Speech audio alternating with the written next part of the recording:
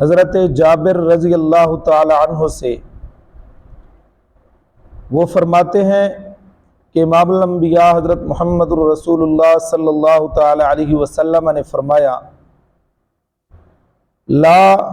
یدخل احدا منکم عملہ الجنۃ، کہ تم میں سے کسی ایک کو اس کا عمل جو ہے وہ جنت میں داخل نہیں کرے گا، ولا یجیرہ من النار، اور نہ اس کو آگ سے بچائے گا، ولا انا، اور نہ میں، الا برحمت اللہ، مگر اللہ تبارک و تعالی کی ذات کی رحمت کے ساتھ۔ اب پیغمبر علیہ الصلوۃ والسلام نے اپنے اس فرمان مبارکہ کے اندر جو یہ ارشاد فرمایا کہ تم میں سے کسی ایک کو اس کا عمل جو ہے وہ جنت میں لے کر نہیں جائے گا، جہنم سے نجات نہیں دے گا، اور نہ مجھے مگر اللہ کی رحمت، اس سے اندازہ لگائیں کہ پیغمبر علیہ الصلوۃ والسلام کے دل میں اللہ تبارک و تعالی کی ذات کا خوف اور خشیت الہی کتنی تھی، اور اس سے آپ اندازہ لگا سکتے ہیں کہ اللہ تبارک و تعالی کی ذات کے پاک پیغمبر علیہ الصلوۃ والسلام کو آخرت کی کتنی فکر تھی۔ حالانکہ رسول اکرم صلی اللہ تعالی علیہ وسلم تو اپنی جگہ پر امام الانبیاء صلی اللہ تعالی علیہ وسلم سے پہلے جتنے بھی انبیاء علیہ الصلوۃ والسلام آئے ہیں، اللہ کے نبی کا گناہ کرنا جو ہے یہ بہت دور کی بات ہے، پیغمبر کے دل میں تو گناہ کا تصور بھی نہیں آ سکتا۔ اللہ تبارک و تعالی کی ذات کے انبیاء جو ہوتے ہیں وہ معصوم ہوتے ہیں، لیکن پیغمبر علیہ الصلوۃ والسلام نے جو یہ فرمایا، یہ آپ اس سے پیغمبر علیہ الصلوۃ والسلام کے دل کا اندازہ لگائیں کہ ان کے دل میں کتنا خوف خدا، خشیت الہی اور فکر آخرت تھی۔ ایک دوسری روایت ہے، سیدہ عائشہ رضی اللہ تعالی عنہ حدیث پاک کی راویہ ہے، اور بخاری اور مسلم کے اندر امام مسلم اور امام بخاری رحمہم اللہ نے اپنی صحیحین میں اس کو روایت کیا ہے اور نقل کیا ہے۔ سیدہ عائشہ صدیقہ رضی اللہ تعالی عنہ فرماتی ہیں کہ کان النبی صلی اللہ تعالی علیہ وسلم اذا عاصا فتر ریح، جب تند و تیز آندھی چلتی، تیز ہوا چلتی، تو پیغمبر علیہ الصلوۃ والسلام کی زبان مقدس پر یہ دعا جاری ہو جاتی، اللہم انی اسألک خیرہا، اے اللہ میں سوال کرتا ہوں تجھ سے اس ہوا کی خیر کا، وخیر ما فیہا، اور اس چیز کی خیر کا جو اس ہوا کے اندر موجود ہے، وخیر ما، اور اس چیز کی خیر کا، ارسلت بہ، جس مقصد کے لیے یہ ہوا بھیجی گئی ہے، واعوذ بک، اور میں پناہ میں آتا ہوں تیری، من شرہا، اس ہوا کے شر سے، وشر ما فیہا، اور اس چیز کے شر سے جو اس ہوا کے اندر موجود ہے،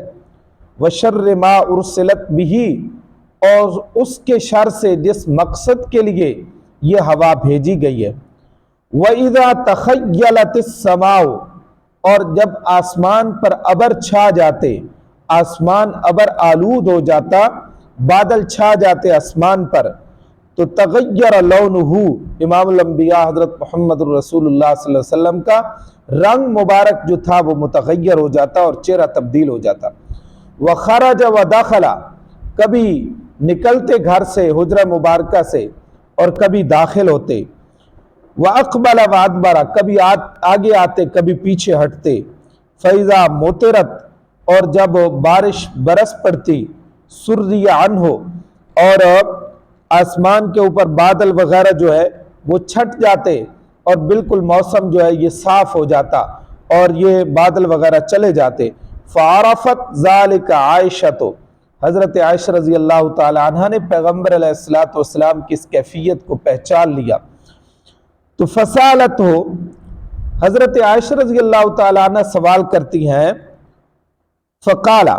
پیغمبر علیہ الصلوۃ والسلام نے فرمایا، لعلہ یا عائشہ، تو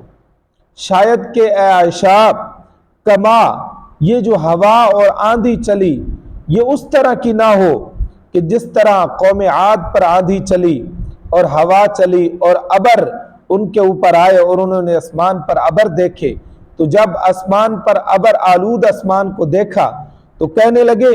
قوم عاد، قوم عاد کیا کہنے لگی، فلما رأوه عارضا، اللہ تبارک و تعالی فرماتے ہیں جب انہوں نے دیکھا عارضا بادلوں کو، مستقبل اودیتہم اپنی وادیوں کی طرف آتے ہوئے، اور اپنی طرف ان بادلوں کو آتے ہوئے دیکھا، قالو تو کہنے لگے ھذا عارض،